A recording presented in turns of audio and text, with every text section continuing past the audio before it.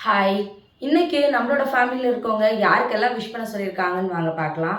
First வந்து கீதாஸ்ரீ அப்படின்றவங்களுக்கு வந்து பர்த்டே. அவங்க அம்மா வந்து விஷ் பண்ண சொல்லியிருக்காங்க. Happy birthday Geethasri! நீங்க எப்பவுமே ரொம்ப ஹேப்பியா இருக்கணும். அடுத்தது ஜனனிக்கு வந்து பர்த்டேன்னு சொல்லி விஷ் பண்ண சொல்லியிருக்காங்க. Happy birthday Janani! நீங்களும் எப்பவுமே ரொம்ப ஹேப்பியா இருக்கணும்.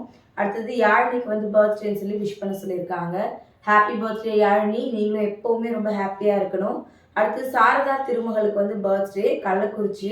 அவங்களோட சிஸ்டர் வந்து விஷ் பண்ண சொல்லியிருக்காங்க. Happy birthday Saradha! நீங்களும் எப்பவுமே ரொம்ப ஹேப்பியா இருக்கணும். அடுத்தது இனியாவுக்கு வந்து பர்த்டே. அவங்க அம்மா மாலதியும், அவங்க பிரதர் இலக்கியனும் வந்து விஷ் பண்ண சொல்லியிருக்காங்க. Happy birthday Iniya! நீங்களும் எப்பவுமே ரொம்ப ஹேப்பியா இருக்கணும். அடுத்தது காளிதாஸ்க்கு வந்து பர்த்டே. என்னோட அண்ணாக்கு விஷ் பண்ணுங்க அப்படின்னு சொல்லி விஷ் பண்ண சொல்லியிருக்காங்க. Happy birthday Kalidas brother! நீங்களும் எப்பவுமே ரொம்ப ஹேப்பியா இருக்கணும்.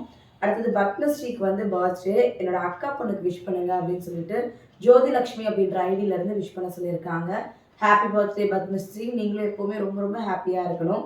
அடுத்தது என்னோட அப்பா மணிக்கு வந்து பர்த்டே விஷ் பண்ணுங்க அப்படின்னு சொல்லிட்டு மனோஹரி அப்படின்ற ஐடியில இருந்து விஷ் பண்ண சொல்லியிருக்காங்க. ஹேப்பி பர்த்டேப்பா! நீங்களும் எப்பவுமே ரொம்ப ஹேப்பியா இருக்கணும்.